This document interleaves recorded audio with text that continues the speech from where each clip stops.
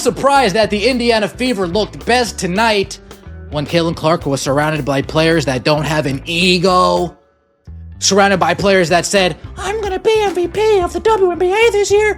You see how easy it is when you just let Caitlin play ball and others follow. Finally, after months of dealing with doubt, after watching critics and haters pile on at every opportunity, Caitlin Clark just reminded everyone exactly why she's that girl. The Indiana Fever didn't just beat the Atlanta Dream last night. They obliterated them 99-82 in a performance. It is now a final 99-82.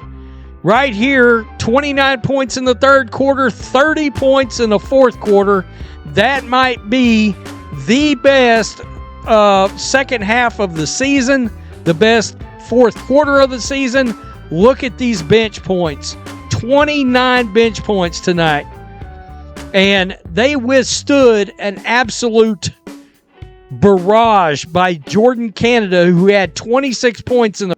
The haters said the Fever were better without Clark. They said she was ball dominant. They said the team had more weapons when she wasn't on the floor. Well, where are they now? Because what we witnessed Friday night was a complete dismantling of that narrative. And it all... An inconsistent ride for Indiana, and for Clark as well, who's had to fight through a lot of injuries. But I think the encouraging thing from Cece was the fight that she showed on the floor. Clearly, she's not quite at 100%, still working her way back, hasn't found her three ball yet, but what she did was attack. She used the physicality against the defenders by putting her head down and going to the basket. That opened things up for her playmaking, which of course is another genius aspect of her game. Once that started clicking... What really happened here, Sophie Cunningham came off the bench like a woman possessed, dropping 16 points and grabbing 10 rebounds in what was nothing short of a masterclass. But here's the beautiful part, this wasn't Cunningham playing in spite of Clark. This was Cunningham, folks. This might have been the best Sophie Cunningham game she's played so far for the Indiana Fever. When she hit those nail-in-the-coffin threes against the Minnesota Lynx, we were already up in that game. Yes, nail-in-the-coffin, awesome. But we were down in the third quarter. We were down 52-47 in the third quarter.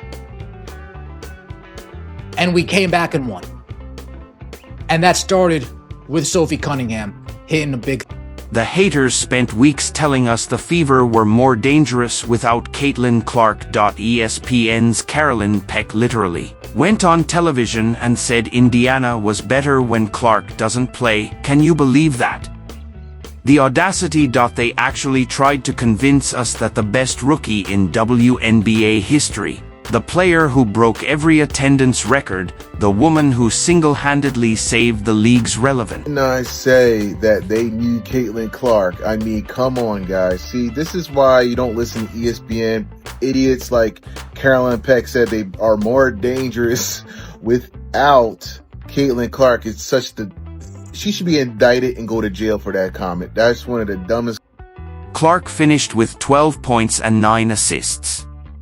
But those numbers don't tell the real story. She went just 5 of 17 from the field and struggled from three-point range. Sure, but her impact was felt in every single possession. She was the orchestrator. The general. So, the big way they were able to neutralize Caitlin Clark, and I think it was almost an issue with Stephanie White as much as anything, is they were manhandling her. They were manhandling Caitlin Clark early in that game. Like, they had two hands on her. They were fully getting into the we are grabbing her and we don't really care. Like that was their goal. Their goal was they were out there to maul Caitlin Clark. They had they had absolutely no intention of doing anything. If you're enjoying this, subscribe now, because it's only getting better. You want to know what made this game so beautiful? It was Sophie Cunningham coming off the bench like a woman on a mission. Oh my goodness. Sophie Cunningham, this woman came off the bench and absolutely torched the Atlanta Dream. She went 4 of 5 from 3, hitting every shot when it mattered most. Her season-high 16 points came directly from the spacing and gravity that Clark's presence creates. Let's go right here. Sophie Cunningham. Let's check it out. And she's got the long three way downtown. Boom. Way down, boom. So, real nice all-around performance. Second half was great ball tonight. No doubt about it. But Stephanie White let the team cook.